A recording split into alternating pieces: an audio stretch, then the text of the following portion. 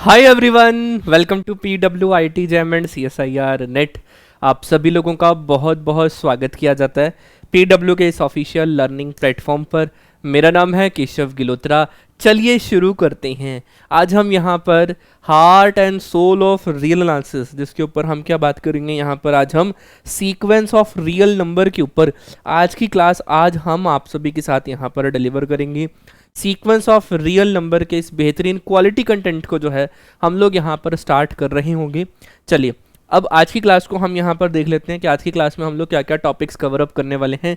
Sequence of real number के ऊपर जो भी हमारा आज यहाँ पर बेसिक कॉन्सेप्ट होगा वो आप सभी के साथ मैं यहाँ पर डिलीवर आउट कर रहा हूँगा। बहुत ही बेहतरीन और क्वालिटी कंटेंट के साथ हम इस पूरे पॉइंट को यहाँ पर जो है डिलीवर आउट कर रहे होंगे। चलिए यहाँ पर हम अपने PW पेज को यहाँ पर ले आते हैं। तो चलिए शुरू करते हैं।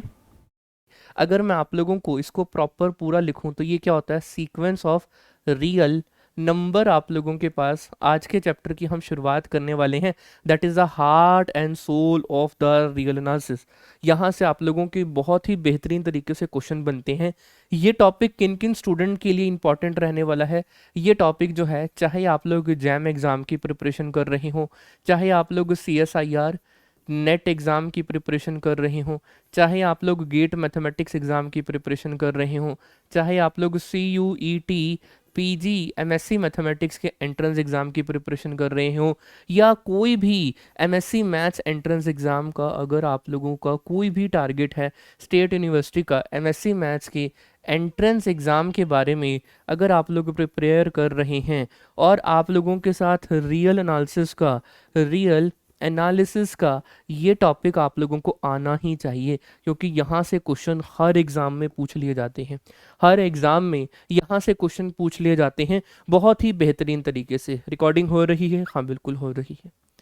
बहुत ही बेहतरीन तरीके से क्वेश्चन पूछ लिए जाते हैं। अब आता हूँ मैं यहाँ पर, जिन भी स्टूडेंट्स को जिनका भी बेसिक क्लियर नहीं है वो आज की इस पूरी क्लास को एंड तक ज़रूर देखना। आप लोगों को कुछ नई चीज़ यहाँ पर सीखने को मिलेगी बहुत ही बेहतरीन तरीके से। आना एक बार। अब यहाँ पर हम लोग पढ़ रहे हैं यहाँ पर सीक्वेंस ऑफ रियल नंबर। तो सबसे पहले आप लोगों को डेफिनेशन क्लियर होनी चाहिए कि हमारी सीक्वेंस की डेफिनेशन क्या है। सीक्वेंस की डेफिनेशन क्या है, हमारा आज का पहला टारगेट क्या होगा कि सीक्वेंस की डेफिनेशन क्या है, इसके बारे में आज हम यहाँ पर चर्चा करने वाले हैं बहुत ही बेहतरीन तरीके से। अच्छा चलो अब आप लोग यहाँ पर आओ। सीक्वेंस बेसिकली क्या होता है, ये एक स्पेशल टाइप का ना फंक्शन होता है। मैं आप लोगों को क्लियर करूँ, सीक्वेंस कुछ नहीं, सीक्वेंस बनती किससे है, एक हमारे पास एक फंक्शन है जिसका डोमेन क्या होता है, हमारे पास सेट ऑफ नेचुरल नंबर से लेकर ए तक वो डिफाइन होता है, और ए क्या होता है हमारा यहाँ पर कोई भी नॉन एम्प्टी सेट है। अब ध्यान से समझिएगा, मेरे पास यहाँ पर इसको हम लोग ऐसा करते हैं, इसको ये उठा लेते हैं यहाँ से और इसको साइड में लिख लेते हैं। चल भाई साइड में आ जाओ,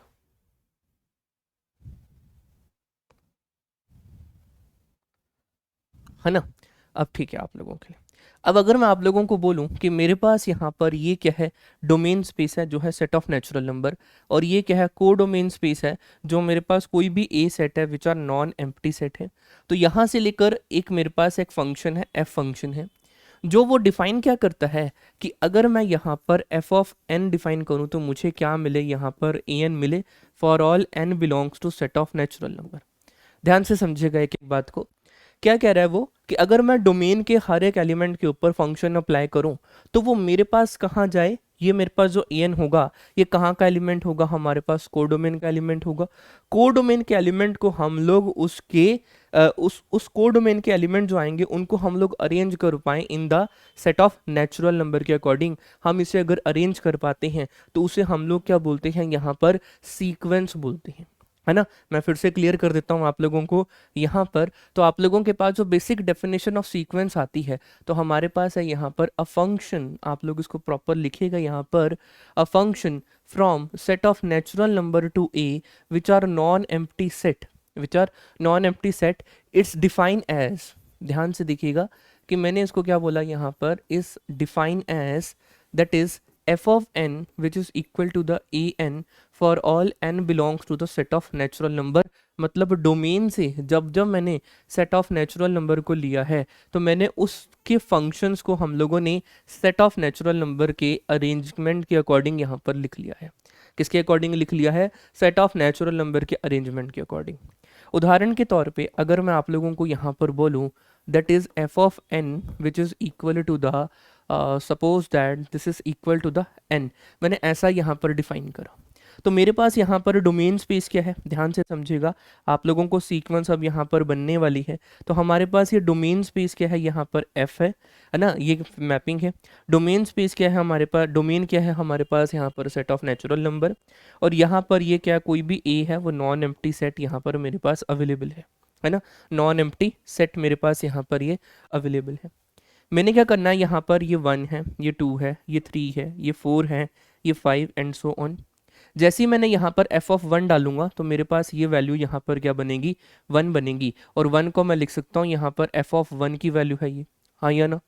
इसको मैंने यहाँ पर f ऑफ 2 करा तो मेरे पास यहाँ पर क्या आ जाएगा, 2 आ जाएगा, क्योंकि मुझे वही नेचुरल नंबर लेना है और n belongs to set of natural number है। तो मेरे पास यहाँ पर वैल्यू आ जाएगी 2, जिसको मैंने यहाँ पर लिख दिया है f ऑफ 2, जिसको मैंने यहाँ पर क्या लिख दिया है, f ऑफ 2।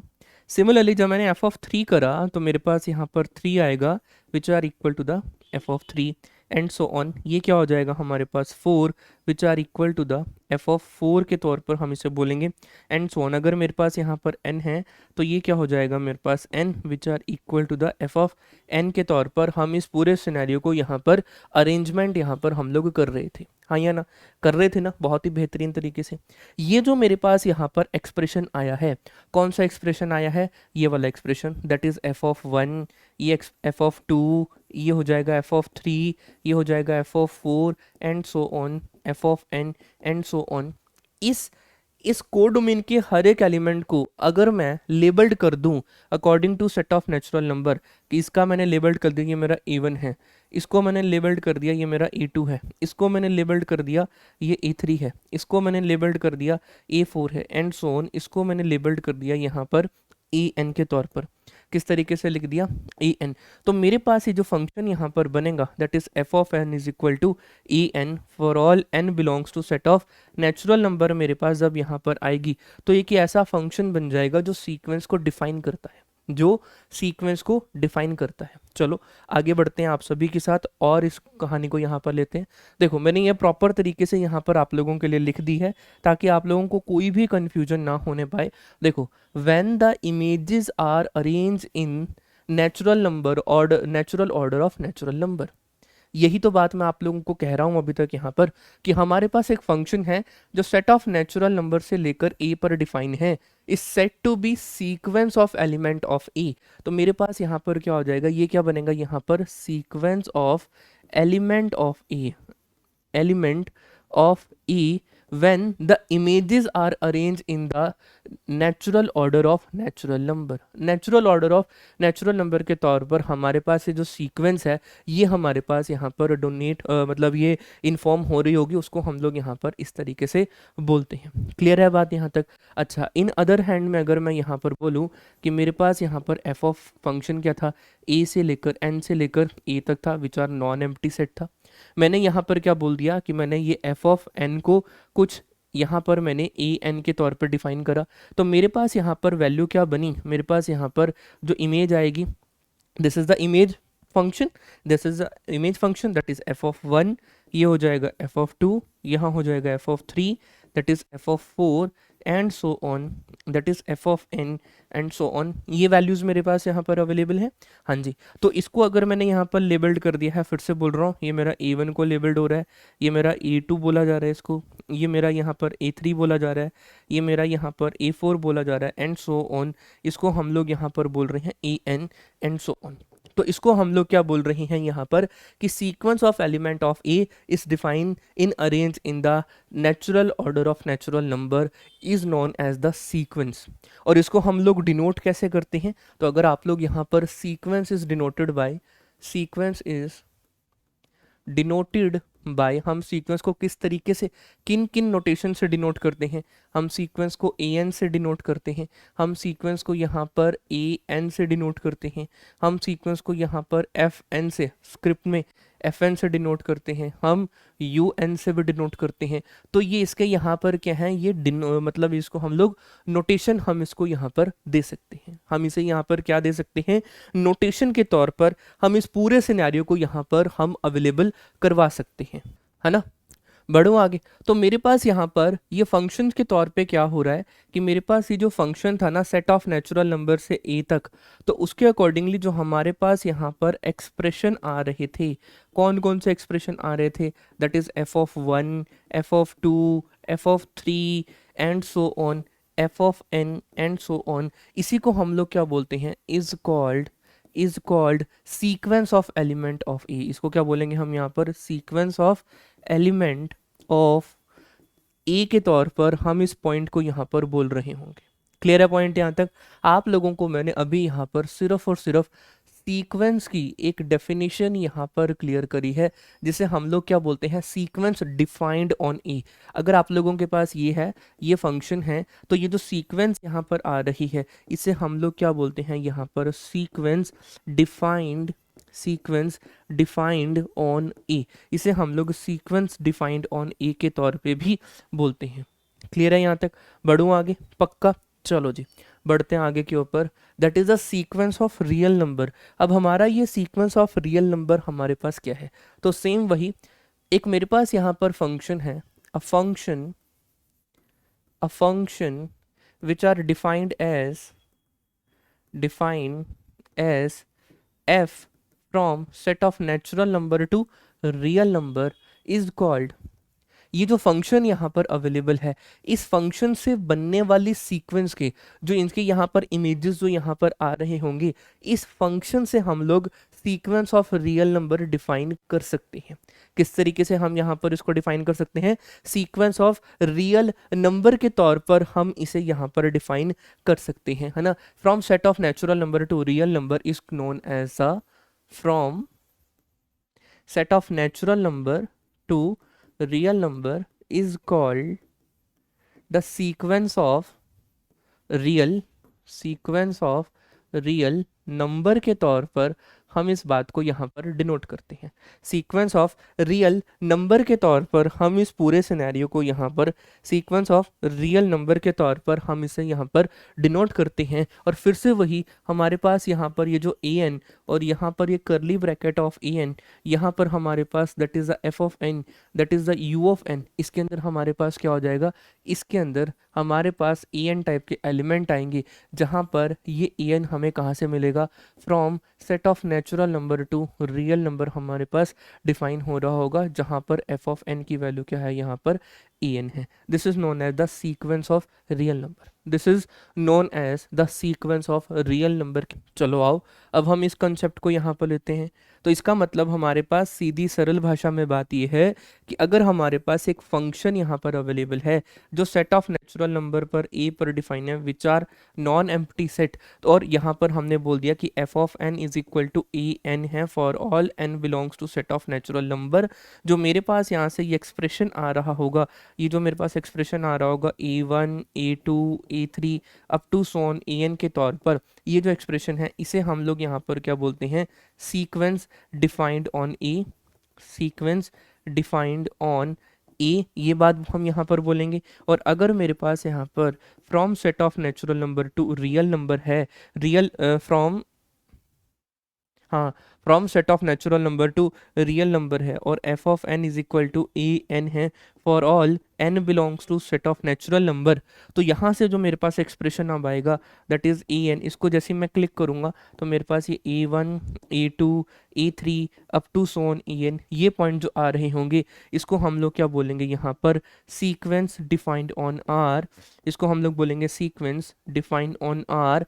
और मोस्ट प्रिसाइजली हम इसको यहाँ पर बोल रहे होंगे sequence of real number, sequence of real number के तौर पर हम इस पूरे एक्सप्रेशन को यहाँ पर लिख रहे हैं। हाँ या ना? बढ़ूँ आगे? पक्का? अच्छा, मैंने अभी आप लोगों के साथ यहाँ पर एक फंक्शन यहाँ पर डिनोट करा सेट ऑफ नेचुरल नंबर से लेकर रियल नंबर तक, और यहाँ पर इसको बोल दिया कि एफ ऑफ एन की वैल्यू मैंने यहाँ पर इसको ए एन पर डिफाइन करी है ना? ये मेरे पास यहाँ पर क्या है, f of that is F of N is equal to A N के तौर पर ये वैल्यू डिफाइन है, और n belongs to set of natural number है ना? यही मैंने आप लोगों को यहाँ पर बोला। अब जैसे ही हमने यहाँ पर इस पे सपोज करो कि मैंने जैसे ही ये क्या है मेरे पास यहाँ पर डोमेन का एलिमेंट है, ये क्या है मेरे पास यहाँ पर कोडोमेन है। डोमेन के एलिमेंट्स क्या हैं, 1 2 3 4 up to so on n तक है। तो जैसे ही मैं 1 पुट करा तो मेरा यहाँ पर एफ ऑफ 1 आया, इसको मैंने यहाँ पर एफ ऑफ 2 दिया, इसको मैंने यहाँ पर एफ ऑफ 3 दिया, एंड सो ऑन।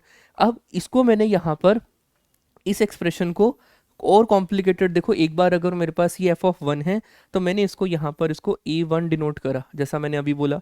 इसको मैंने यहाँ पर a2 डिनोट करा, इसको मैंने यहाँ पर क्या डिनोट कर दिया, यहाँ पर a3 डिनोट कर दिया है, एंड सो ऑन। अगर ये वैल्यू n है, यहाँ होगा एफ ऑफ n, तो मैंने इसको डिनोट कर दिया यहाँ पर an, and so on and so on and so on, है ना? यही वाली बात है। तो जो ये एक्सप्रेशन आ रहा है ना, इस एक्सप्रेशन को हम लोग सीक्वेंस इस तरीके से भी लिख सकते हैं, हम इसको सीक्वेंस को ये भी बोल सकते हैं, हम इस सीक्वेंस को यहाँ पर एफ एन भी बोल सकते हैं, हम इसको ये यू एन भी बोल सकते हैं।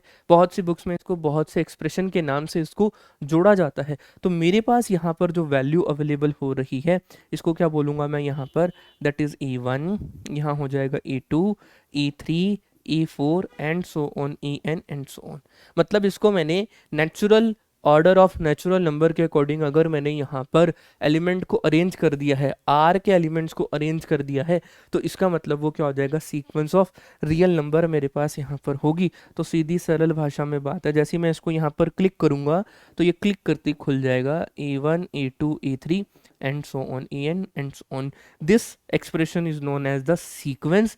This expression is known as the sequence. और ये एक्सप्रेशन के पीछे जो फंक्शन डिफाइन हो रहा है आर के ऊपर, तो उसे हम लोग बोलेंगे सीक्वेंस डिफाइन ऑन आर। और अगर सीक्वेंस डिफाइन ऑन आर होती है तो उस केस में हम उसे यहाँ पर सीक्वेंस ऑफ रियल नंबर बोलते हैं। मेरी बात क्लियर हो गई यहाँ पर, किसको हम लोग सीक्वेंस ऑफ रियल नंबर बोलते हैं? पक्का बात क्लियर है? चलो कुछ एग्जांपल्स देखते हैं हम यहाँ पर। अच्छा, एक रिमार्क है, बहुत ही प्यारा रिमार्क है, sequence is not a function. ये बात जरा ध्यान से समझ लेना, जो सीक्वेंस होती है ना वो फंक्शन नहीं होती, वो फंक्शन पर डिफाइन हो रही होती है। It is defined by function, it is function से डिफाइन हो रही होती है, it is defined by function.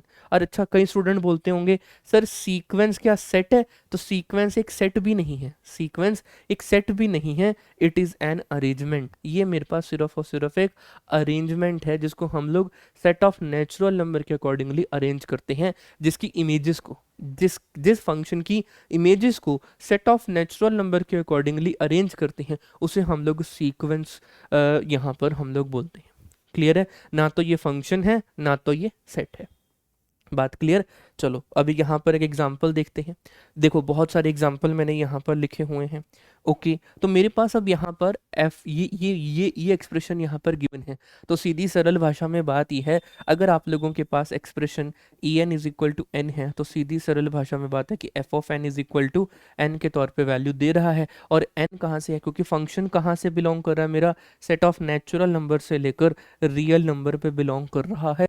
तो इसका मतलब मैंने यहाँ पर इसको एफ ऑफ 1 लेना है, एफ ऑफ 2 लेना है, एफ ऑफ 3 लेना है, एफ ऑफ 4 लेना है, एंड सो ऑन। यहाँ से जैसे मैंने एफ ऑफ 1 इसके अंदर डालूंगा तो एक्सप्रेशन क्या आएगा मेरा, यहाँ पर 1 आएगा, यहाँ एक्सप्रेशन क्या आ जाएगा 2, यहाँ एक्सप्रेशन क्या होगा 3, ये एक्सप्रेशन क्या होगा 4, एंड सो ऑन। क्योंकि मेरे पास अब A N is equal to N है, तो जैसे मैंने इसको एक्सपेंड करा तो ये वाली वैल्यू आई है। अच्छा, इसको मैं यहाँ पर अब क्या बोल सकता हूँ, सर ये क्या है, सीक्वेंस की फर्स्ट पोजीशन है तो नाम दे दो ए1। सर ये सीक्वेंस की सेकंड पोजीशन है, नाम दे दो ए2। सर ये सीक्वेंस की थर्ड पोजीशन है, नाम दे दो ए3। सर ये सीक्वेंस की फोर्थ पोजीशन है, नाम दे दो ए4। तो ये वाली वैल्यू आई है। हाँ या ना? हमें पता है कि अगर मैं यहाँ पर ए एन को ओपन करता हूँ तो मुझे सीक्वेंस की first position, second position, third position, fourth position and so on, nth position and so on, ये वैल्यूज़ हमें यहाँ पर मिलती हैं। अच्छा, जैसे मैंने इसको यहाँ पर ओपन अप करने की कोशिश करी तो मेरे पास यहाँ पर वैल्यू क्या आ गई है, यहाँ पर 1 2 3 4 एंड सो ऑन। ये मेरे पास यहाँ पर सीक्वेंस इस तरीके से मैंने इसको एक्सपेंड करी। ओके, अब जैसे ही मैंने यहाँ पर F of N is equal to A N is equal to N square, मतलब F of N is equal to N square है, तो मतलब एन की जगह 1 डालूंगा, 2 डालूंगा, 3 डालूंगा, तो क्या ये एक्सप्रेशन ऐसा नहीं आएगा? 1 2 डालूंगा तो 4, 3 डालूंगा तो मेरे पास यहाँ पर क्या वैल्यू आएगी? 9, 4 डालूंगा तो 16, 5 डालूंगा तो 25, 6 डालूंगा तो 36 एंड सो ऑन। सर यहाँ पर ये तो काफ़ी गैप है, लेकिन फिर भी हम इसको यहाँ पर क्या बोल रहे होंगे? ये सीक्वेंस की फर्स्ट पोजीशन है, ये सीक्वेंस की सेकंड पोजीशन है, ये सीक्वेंस की थर्ड पोजीशन है, ये फोर्थ पोजीशन है एंड सो ऑन, क्योंकि ये टोटली डिपेंड कर रहा है हमारा एन स्क्वायर पे। हमने अब जो भी इमेजेस आई हैं उनको सेट ऑफ नेचुरल नंबर के अकॉर्डिंगली अरेंज कर दिया है। क्या करा है इसको? यहाँ पर हमने जो भी सीक्वेंस आई है उसे हमने उसको सेट ऑफ नेचुरल नंबर के अकॉर्डिंगली अरेंज कर दिया। सेट ऑफ नेचुरल नंबर में 1 2 3 4 5 6 है, रोल नंबर दे दिए 1 2 3 4 5 6, इस तरीके से इसको यहाँ पर डिफाइन कर दिया। सिमिलरली अगर मैं इसको यहाँ पर डिफाइन करना चाहूँ तो इसके अंदर हमारे पास एलिमेंट्स किस टाइप के आएंगे? यहाँ पर 1 आएगा, जैसे यानी की जगह 1 पुट करूँगा, फिर हो जाएगा 1/2, फिर हो जाएगा 1/3, 1/4, 1/5 एंड सो ऑन। ये मेरे पास यहाँ पर सीक्वेंस इस तरीके से एक्सपेंड हो गई। नेक्स्ट सीक्वेंस को अगर मैं, रिकॉर्डिंग हो रही है हाँ, जैसे ही नेक्स्ट सीक्वेंस को एक्सपेंड करूँगा तो ये क्या हो जाएगा? 1, 1/4, 1/9, 1/16, 1/36 एंड सो ऑन। ये मेरे पास यहाँ पर ये सीक्वेंस यहाँ पर डिफाइन हो गई। अच्छा, चलो अब इसको डिफाइन करो। जैसे मैंने n की जगह 1 पुट करूँगा तो -1 की पावर n कितना हो जाएगा? -1, तो -1 1 -1 1 -1 1 -1 एंड सो ऑन। ये मेरे पास यहाँ पर सीक्वेंस कुछ इस तरीके से डिफाइन है। इसी एक्सप्रेशन को मैं बार बार ना लिखकर इसको इस तरीके से लिख रहा हूँ। ये मैंने कुछ सीक्वेंस ऑफ रियल नंबर की एक्सप्रेशन यहाँ पर आप लोगों के साथ लिखे हैं। देखो डोमेन यहाँ पर क्या आ रहा था? कोडोमेन क्या है? Real number, real real real real, ये सारे रियल, ये भी रियल, नेक्स्ट वाले जितने भी हैं वो सारे पॉसिबिलिटीज़ यहाँ पर आएंगी। ये कितना हो जाएगा? -1, ये कितना हो जाएगा? 1/2, -1/3, 1/4, माइनस के 1/5 एंड सो ऑन, माइनस के 1/5 एंड सो ऑन। हाँ या ना? बढ़ूँ आगे? पक्का। इसको क्या लिखूंगा मैं यहाँ पर? सर कुछ नहीं, ये हो जाएगा sin 1, यहाँ हो जाएगा sin 2, यहाँ हो जाएगा हमारे पास sin 3 एंड सो ऑन। ये क्या है? हमारे पास सम एग्जांपल्स हैं सीक्वेंस ऑफ रियल नंबर के जो मैंने आप लोगों के साथ यहाँ पर लिए हैं। ऐसे बहुत से एग्जांपल आप लोग यहाँ पर क्रिएट कर सकते हैं। क्या आप लोगों को बात समझ में आ रही है? समझ में आ रही है तो एक बार ज़रूर बताना। तो ये मेरे पास यहाँ पर सम एग्जांपल्स हैं सीक्वेंस ऑफ रियल नंबर को लेकर। चलो बढ़ते हैं आगे के ऊपर। अब आते हैं हम लोग यहाँ पर रेंज ऑफ अ सीक्वेंस क्या होती है। अब हम आते हैं यहाँ पर कि रेंज ऑफ अ सीक्वेंस हमारे पास यहाँ पर क्या होती है। ओके, अभी मैंने आप लोगों को सीक्वेंस बताया कि an एक ऐसी सीक्वेंस है जो डिफाइन हो रही है एक सेट से, एक फंक्शन से जिसके डोमेन क्या है? रियल नंबर, को डोमेन क्या है मेरे, जिनकी डोमेन क्या है? नेचुरल नंबर, और को डोमेन क्या है? रियल नंबर है। और जहाँ पर मेरे पास F of N is equal to an के तौर पर डिफाइन यहाँ पर हम लोग कर रही होती है। हाँ या ना? बढ़ूँ आगे? पक्का। तो मेरे पास यहाँ पर set of all distinct terms of sequence is known as the range of a sequence. इसे हम लोग क्या बोलते हैं यहाँ पर? रेंज ऑफ अ सीक्वेंस यहाँ पर हम लोग इसे बोल रहे होते हैं। रेंज ऑफ अ सीक्वेंस क्या होती है? Set of all distinct term of a sequence is known as the range of a sequence. और रेंज ऑफ अ सीक्वेंस को डिनोट कैसे किया जाता है? It is denoted by range of en। इस तरीके से डिनोट किया जाता है। इसके अंदर वो सभी en आते हैं मैपिंग लगने के बाद जहां पर n जो होता है डोमेन से आता है, n belongs to set of natural number. उदाहरण के तौर पर मैंने यहाँ पर सपोज दैट मैंने an की वैल्यू को ले लिया यहाँ पर 1/n। तो इसको जैसे मैं एक्सपेंड करूँगा तो मेरे पास क्या आ रहा था? 1, 1/2, 1/3, 1/4, 1/5 एंड सो ऑन। ये वैल्यूज़ मुझे यहाँ पर मिल रही थी।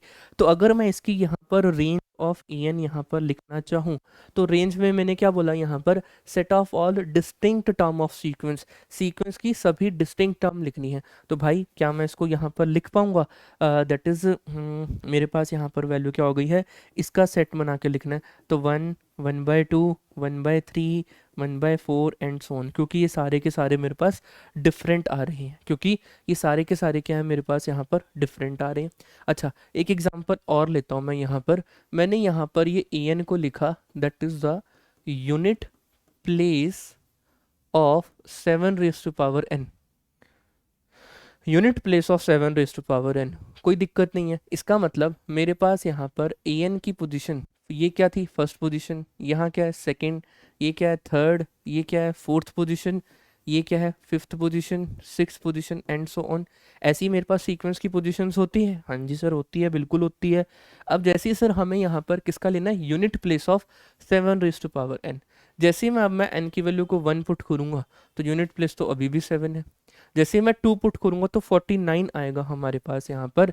तो मेरे पास ये वाली वैल्यू कितनी हो जाएगी हमारे पास यहाँ पर, दैट इज़ 9, फिर हो जाएगा हमारे पास 3, फिर हो जाएगा 1, फिर हो जाएगा 7, फिर हो जाएगा 9, फिर हो जाएगा 3, फिर हो जाएगा 1 एंड सो ऑन। तो सीक्वेंस मेरी यहाँ पर क्या आई है, जैसे मैं सीक्वेंस को करूँगा तो ये आ रहा है 7 9 3 1, 7 9 3 1, यहाँ हो जाएगा 7।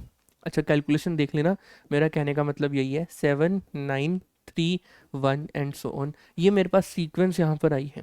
अच्छा, अगर मैं इसके आप लोगों से बोलूँ कि बड़े भाई रेंज बताओ, यहाँ पर रेंज ऑफ अ सीक्वेंस आप लोग यहाँ पर बोलो, तो आप बोलोगे आर ऑफ ए के अंदर set of all distinct term जो सीक्वेंस के अंदर रिपीट हो रही हैं। क्या क्या रिपीट हो रहा है यहाँ पर, 7 9 3 1 रिपीट हो रहा है।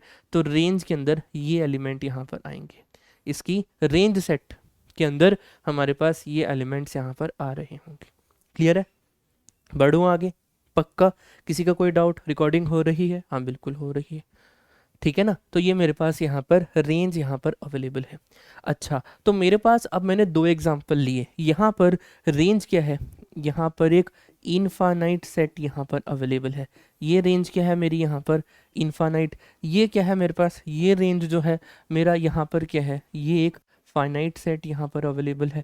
तो मैंने जैसे आप लोगों को अभी सेकंड पॉइंट पे यहाँ पर लिखा हुआ है कि रेंज जो है हमारे पास, रेंज में भी फाइनाइट और इनफाइनाइट सेट हमारे पास यहाँ पर हो सकती है ना।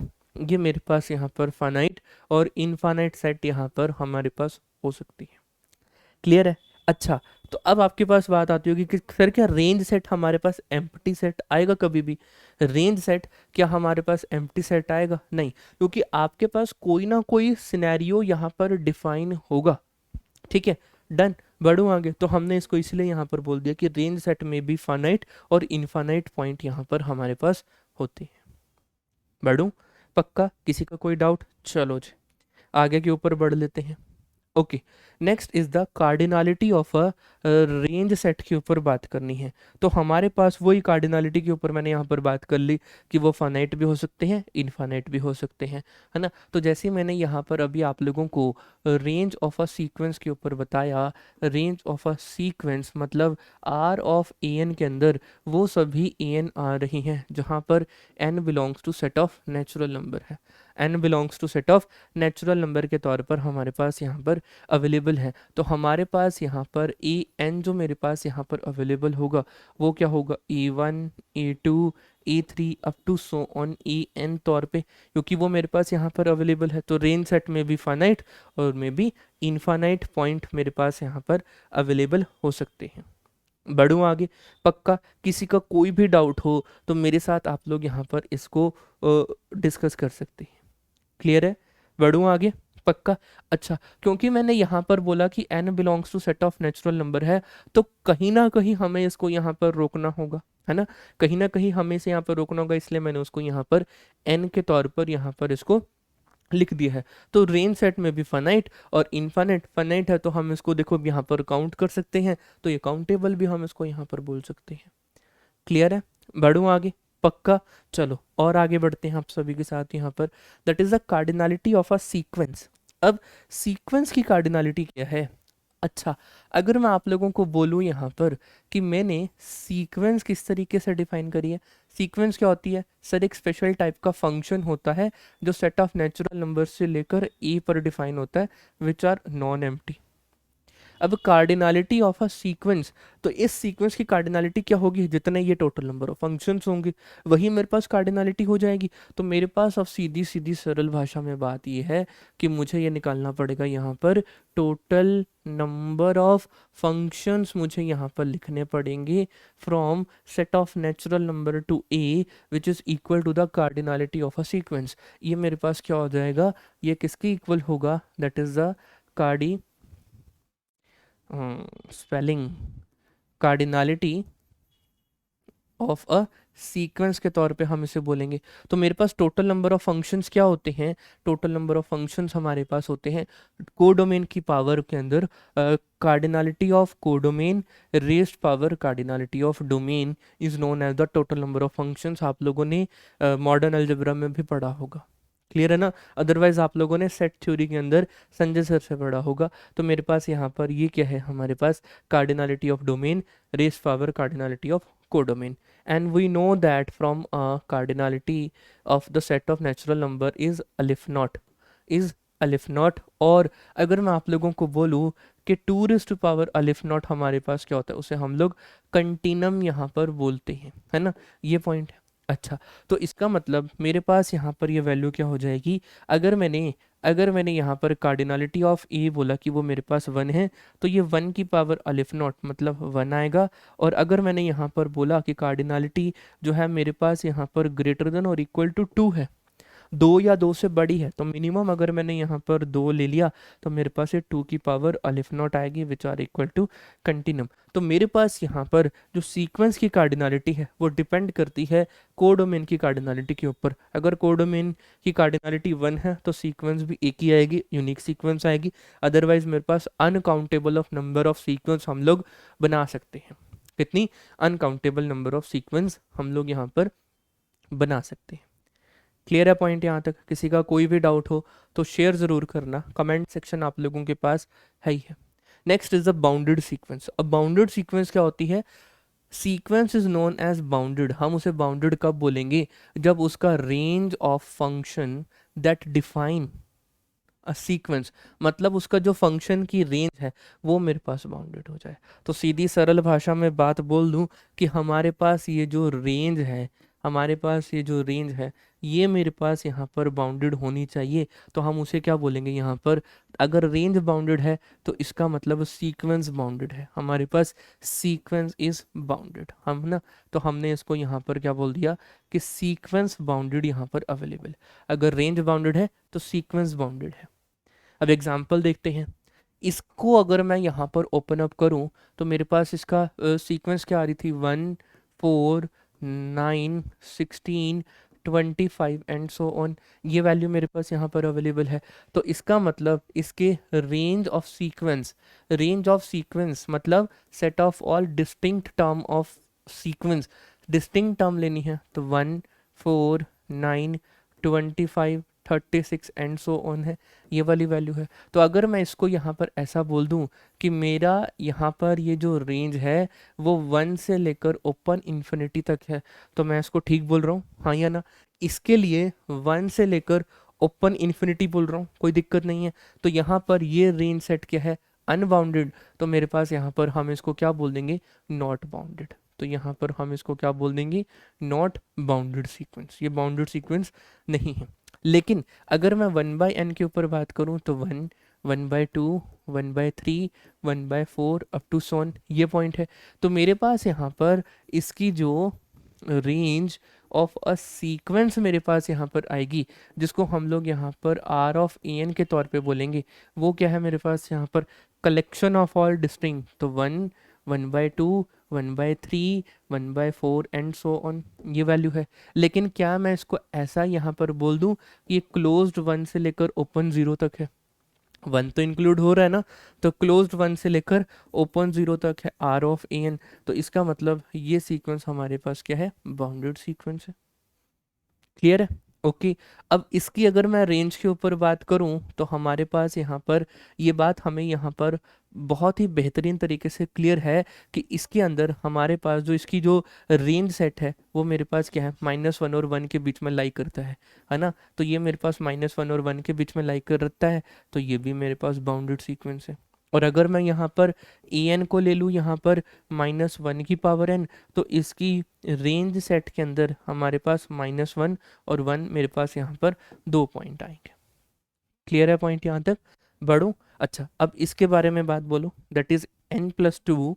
नेक्स्ट पेज पे करते हैं इसको यहाँ पर, नेक्स्ट पेज पे करते हैं, that is an+2 which are equal to the 1/2 of an plus an+1। क्या वैल्यू हो जाएगी मेरे पास? ये an+1 हो जाएगी, जहाँ पर a1 जो है वो लेसन a2 है, a1 की वैल्यू गिवन है और a2 की वैल्यू गिवन है। a1 की वैल्यू 0 है और a2 की वैल्यू 1 है, 0 और 1। ओके, अब आप लोग इसको यहाँ पर नंबर लाइन पर देखो एक मिनट के लिए।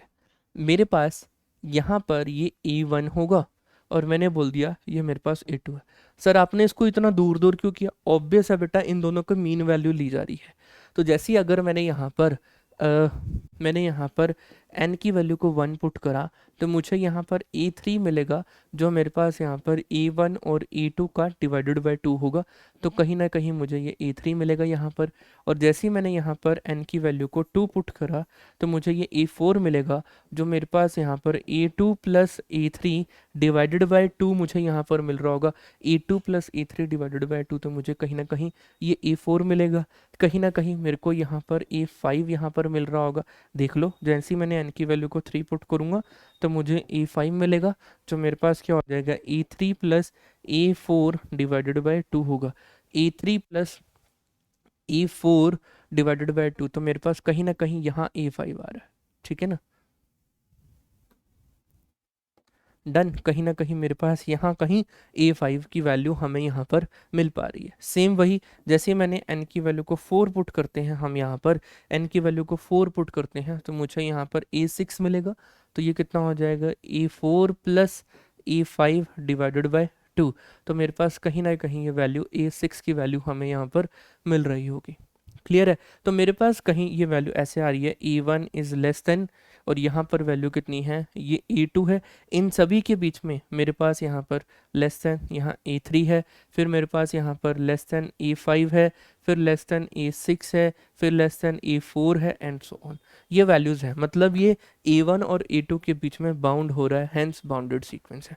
तो हम इसको यहाँ पर क्या बोल देंगे कि ये मेरे पास यहाँ पर बाउंडेड सीक्वेंस के तौर पर हम इसे यहाँ पर बाउंड कर पा रहे हैं, हम इसे यहाँ पर बाउंड कर पा रहे हैं। क्लियर है पॉइंट यहाँ तक? बढ़ो पक्का? अच्छा, ओके। तो अभी तक हम लोगों ने आज की क्लास में क्या सीखा? आओ जरा हम इसको यहाँ पर समरी के ऊपर बात कर लेते हैं।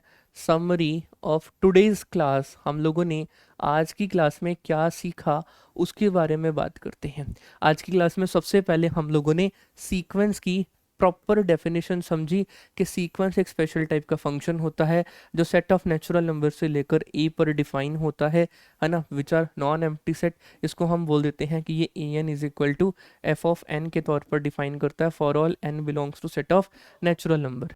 और अगर इसी की इमेजेस को अगर मैंने अरेंज कर